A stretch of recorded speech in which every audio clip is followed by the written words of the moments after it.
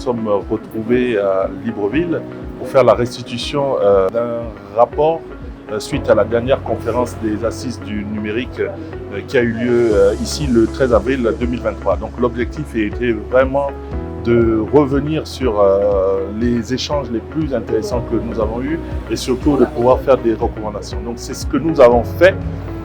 Nous avons présenté à la majorité des directeurs généraux en charge du numérique, mais aussi en présence de la ministre en charge du numérique. Nous avons fait quasiment 48 recommandations. Parmi les 48 recommandations, il y a certaines qui ont un très fort impact sur l'économie et sur la société.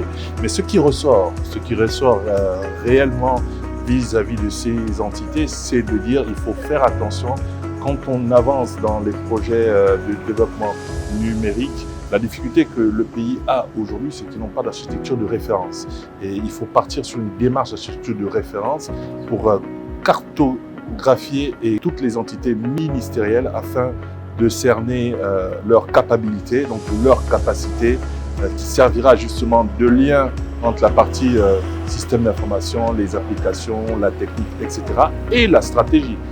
Donc aujourd'hui, c'est la difficulté que nous avons constatée et nous pensons que c'est une difficulté flagrante parce que avancer sans une architecture de référence commune, c'est très difficile.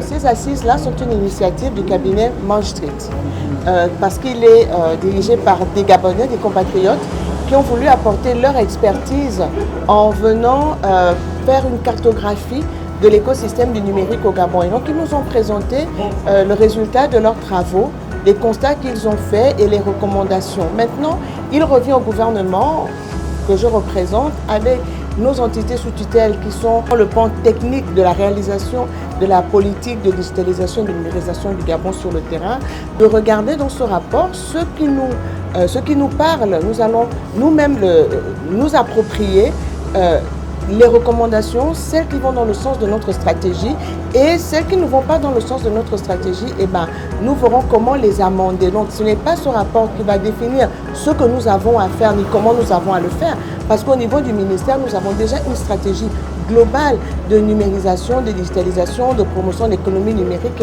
qui est mise en place, qui a commencé depuis et que nous mettons en œuvre à travers la NINF, la SPIN, la SING, ACE et toutes les autres entités sous tutelle.